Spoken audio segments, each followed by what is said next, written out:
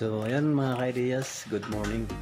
Nandito tayo ngayon sa bahay kung saan mag-change oil tayo.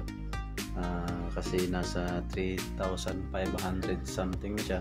Dapat every 500 na natin nako-consume mag-change oil tayo. Pero gawa ng medyo busy, kaya ngayon tayo mag-change oil. Tsaka tayo nang gagawa, hindi na natin ipapano doon sa kasa kasi sayang naman yung 300 na charge nila. So tayo na magdi-DIY mga ka-ideas. Dahil kung sa sasakyan nagagawa natin mag-change oil, siguro naman dito sa motor kaya rin naman natin. So ayan mga ka-ideas, time check tayo. Yan 8:48 ng umaga. Nawala. So, ayan siya mga ka-ideas. Yun, tirik na tirik ang araw mga ka-ideas. Ayan. Pero naka pa tayo. Yan, naka sweatshirt dahil medyo malamig pa. Dahil December, December na, November ngayon, ilang days na lang December na. Yun, umpisa na dito ng medyo may kalamigan, kaya ganito pa rin ang outfit natin, medyo malamig kasi. So ayan mga ka-ideas, ipapakita ko sa inyo yung mga gagawin natin at mga gagamitin natin mga ka-ideas. Yan mga ka-ideas, ang decision natin, yung service natin na kinuha natin yung February 2023. So bali 8 months na siya. Higit. Bali itong ginawa natin mga ka-ideas, naglagay tayo ng visor. Ayan, kalalagay lang natin. In-order natin to sa galing daw ng India. Bali nilagyan ko siya ng tali mga ka-ideas na rubber strap para ma-secure natin, nakakapit yung adhesive niya talaga. Tapos dikit na dikit siya. Mamaya tatanggalin natin siya pagkatapos natin mag-change oil mga ka-ideas. So ayan, papakita ko sa inyo mga ka-ideas ito mga gagamitin natin. Bali ito, bumili ako sa Shopee ng pagsasalinan natin. May na siya, screen mga ka-ideas. Ayan, sa loob pinasok ko na siyang maigi, tinanggal ko lang yung mga excess kasi pag hindi mo alisin mga ka-ideas, hindi siya papasok. So kailangan alisin mo yung mga excess na doon sa gilid niya. Bali cutter ang ginamit natin. Tapos yun, pinasok natin.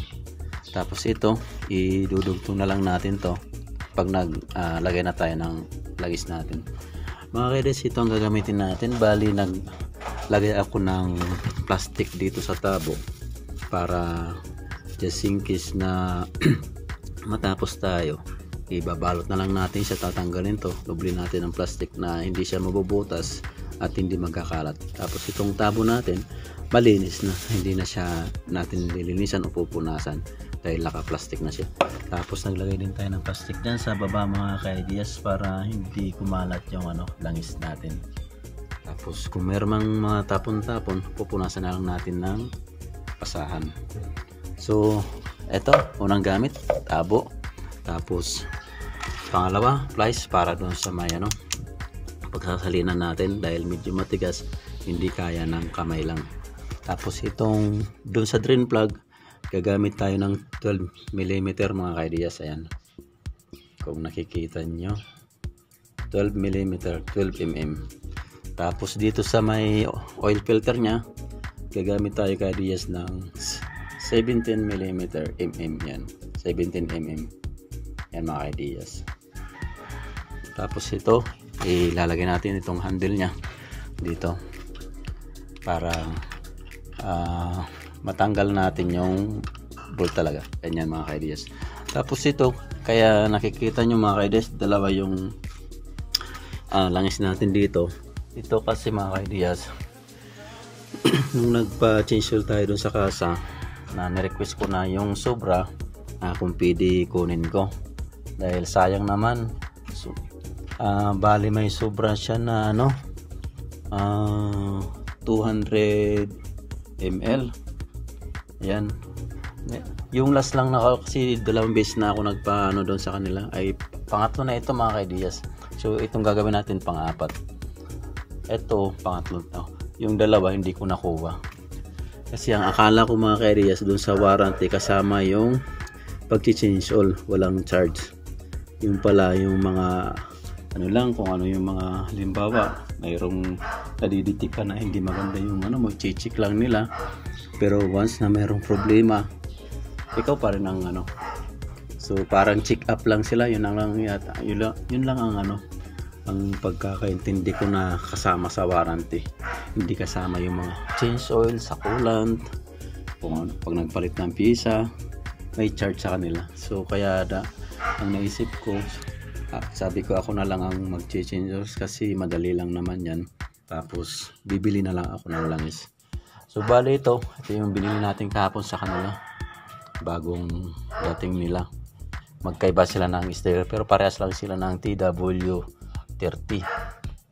Ayan, fully synthetic din niya mga kaidiyas. So ayun, mag-uumpisa na tayo mga kaidiyas ng pagbabaklas para matanggalan natin yung langis. Bali ang unahin natin mga kaidiyas yung nandun sa may drain plug, dito sa may ano, yan. Kaya mga kaidiyas, hindi ko masyado may suot dahil cellphone lang ang gamit natin. Pero banda dyan, may drain plug dyan mga kaidiyas. Makikita nyo sa may tabi ng center stand. Tapos ito yung sa may oil filter. Tatanggalin din natin yan mamaya mga kaidiyas.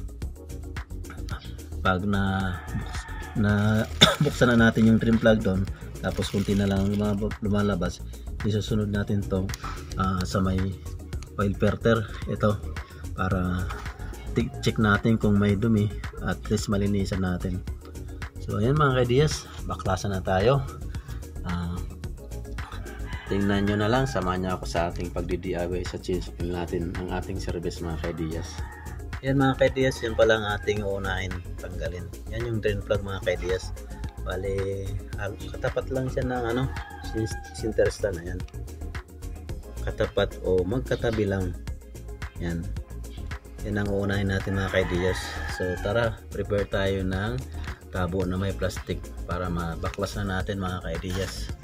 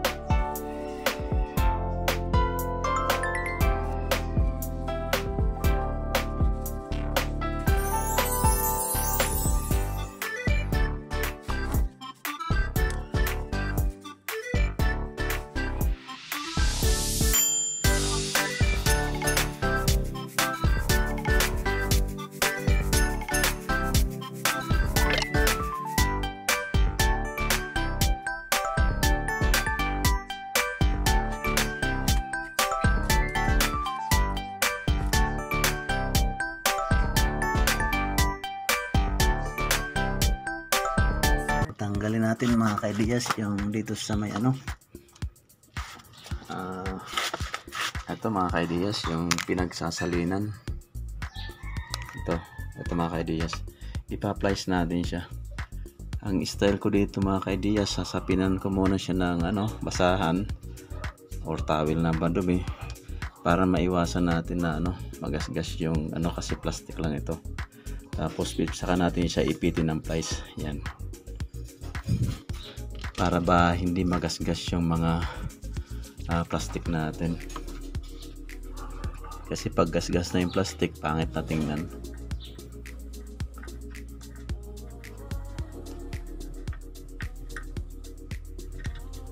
Ayan mga kaidiyas, ito siya.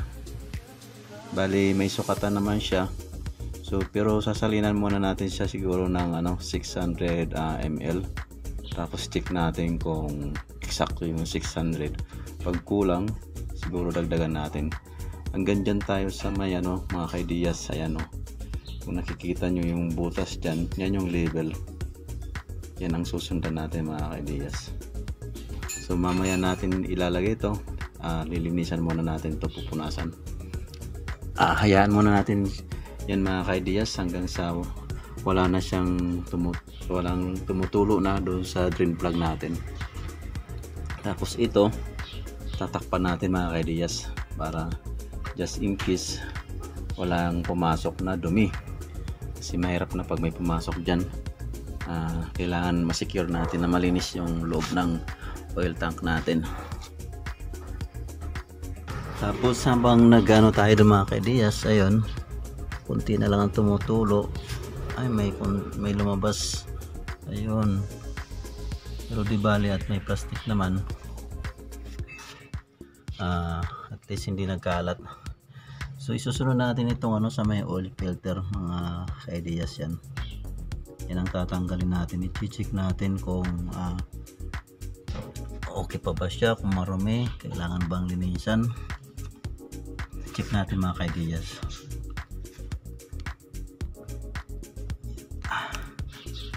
Kasi na kayo kung medyo malikot yung phone natin dahil cellphone lang ang gamit natin at same time walang humahawak mga kaidiyas. Kaya talagang medyo nakakahilo tingnan dahil magalaw. Yan.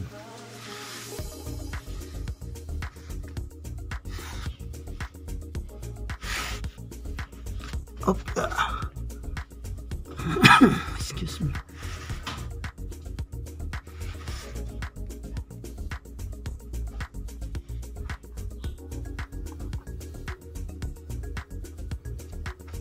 So yan mga kaidiyas, check natin, buksan natin yung palit tayo ng socket natin, palitan natin ng 17.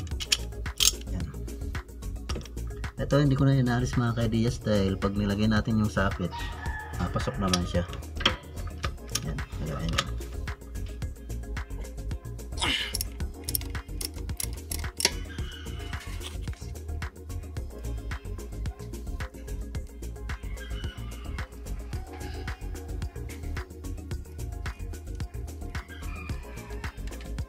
Ito pala mga kaidiyas, pag nagtanggal pala kayo nito, alalayan nyo lang kasi may spring to sa loob.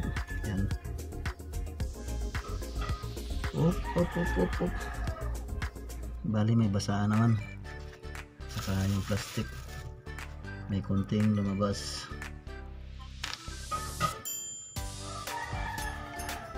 Yan. Ito yung filter niya mga kaidiyas. Yan. May kunti siyang mga sala. So lulinisan natin to. Tapos pag nagbalik kayo mga kaidiyas, huwag yung babalik na rin na ganitong position. Dapat tatandaan nyo mga kaidiyas kung ano yung position nya.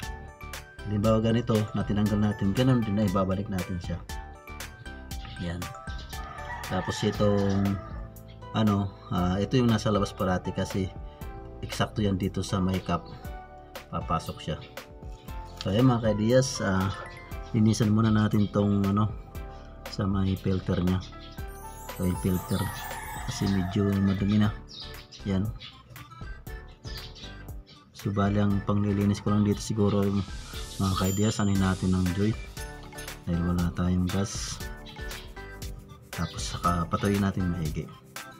Tapos ito pupunasan natin, tatanggalin natin yan kasi baka mayroong mga dumi rin dyan. So ayun mga kaidiyas, tara maglinis tayo ng filter. So ayun guys, bakit pala yung mga option na pwedeng pasukan ng dumi ay sinasalpakan ko ng basahan para sure na walang papasok na dumi dahil sa loob yan ng langis papasok. So dapat pag nagtanggal tayo ng mga ganito, mga cap, kung alam yung papasok papunta sa loob ng makina, mas maganda sasalpakan nyo siya ng basahan para wala make sure na 100% walang papasok dyan na dumi, just in case na kung iiwanan man natin at maglilinis ng mga ganitong parts, mas maganda lagyan natin ng sarado yung tinanggalan natin ng cap. 1 hour later. Malinis na natin itong sa oil filter niya yan. Bali pupunasan natin siya at patutuyin na lang para siguradong walang tubig na makakahalo doon sa langis. Yan. So ayan guys, ayun. Punasan natin tapos ibilad natin para talagang dry na dry siya. Check natin ulit mga ka-ideas kung mayroon pang tumutulo galing doon sa drain plug natin para maisali na natin yung bagong lagis natin. So far wala naman na tayong nakikitang tumutulo na. May pa isa-isa na lang, siguro mga pa, tingnan natin after 10 minutes kung mayroon pa rin tutulo. Update ko ulit kayo mga guys sa pag DIY natin ng change ulit sa ating service. So ayan, iwanan muna natin siya habang mayroon pang unti-unting tumutulo. 1 hour later. So ayan guys, ito yung sa baba, yung drain plug natin dito. Ibalik na rin natin mga guys. Ayan siya. Okay na siya, ready to bali napunasan na rin natin mga guys yung under chassis ng ating service. Ito, tanggalan na rin natin siya ng mga alikabok, mga putik-putik na linisan na rin natin ng konti. Yan. So yun guys, punta na tayo dun sa kabila para mag-fill na tayo ng langis natin. Tara guys, samahan niyo ako. So ayan guys, nandito tayo sa may leveling oil natin, kung saan dito tayo maglalagay ng langis natin. Bali ayan mga guys, na linisan na rin natin. Tapos ito na-set up na rin natin guys. Ayan, yung gagamitin natin para walang tapon. So ayan, mag-fill up na tayo guys ng langis natin. Ayan.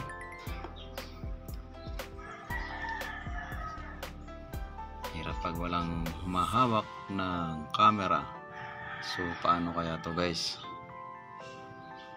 Saglit lang guys, sisit up natin yung cellphone natin kung paano tayo makapag-fill up nito na hindi natin hinahawakan yung cellphone. 1 hour later.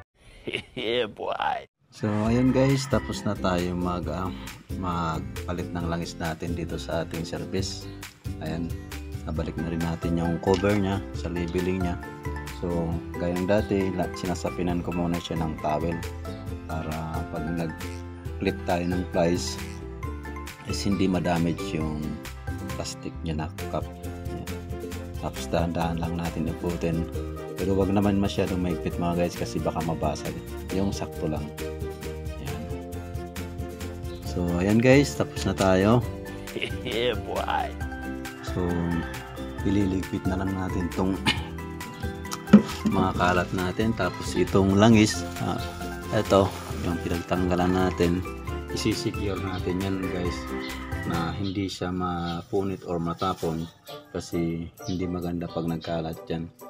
Dapat may proper na pagtatapunan yan, or pwede natin dalhin sa mga gasoline station kasi doon mayroon silang istakan yan. So yun guys, tapos na tayo. Siguro okay na tong natin, palit ng langis. Press na naman ang ating service. Sa totoo lang guys, kaya tayo kumuha ng ganitong service, nagpalit tayo kasi yung 4 wheels medyo may kamahalan yung maintenance guys. Tapos yung consumption ng gas natin dun is sa isang buwan medyo mataas. nag-short tayo sa budget. Unlike dito sa ganitong mga service na two wheels, mga scooter, motor, kahit anong klaseng motor, lalo itong mga ganitong klase na upgraded na, is talagang makakatipid ka sa gas. Kasi dito siguro sa isang buwan hindi ka aabot ng 1,000, like yung sa four wheels na more than 1,000. Aabot pa ng siguro, kung medyo malayang tatakbuhin mo, libo-libo talagang gas mo. Dito kahit malayo, siguro pinakamatas baka 3,000 lang, pero malayo na yon. Kaya talagang matipid pag ganito ang service mo, guys. Kaya practical lang mga guys. Kaya nagpalit tayo ng ganitong service, at saka gamit naman siya, lalo pag matraffic, at saka kung saan mo gusto pumunta na madalian, maganda ang ganitong service. So yun guys, hanggang dito na lang. Bali ito, tatanggalin na natin to pagkatapos natin iligpit tong mga kalat natin. So guys, sana may nabigay tayong kunting tip dito sa pagpapalit ng ating langis. Isa pa pala guys, pag nagpalit tayo ng langis, kung balak nyo mag-DIY ng ganitong pagpapalit ng mga polysynthetic scooter oil, the best na sa umaga kayo yung malamig yung makina ng motor nyo, kasi 100% na nasa baba yung langis natin na old, natatanggalin natin. Mas maganda pag ganun guys, pero kung wala kayong time at parati yung ginagamit, kapilitan na mainit nagagamit nyo, hindi siyempre pag umandar yung makina, nagsisirculate yung langis natin doon sa may tangke nya. Kaya hindi masyadong pero nadidrain naman, pero mas the best na malamig yung makina ng ating motor na mag-change oil tayo. So yan guys, ganito na lang. Ingat na lang tayo sa araw-araw sa pagdadrive. Lagi tayo mag-pre pagpapasok tayo sa kalsada, dahan-dahan, dahil hindi natin alam ang mga kasalubong natin na kapwa riders natin. Ingat na lang, basta lagi tayo mag-pre. So dito na lang tayo guys. Sana nag-enjoy kayo sa ganitong content natin. God bless mga guys.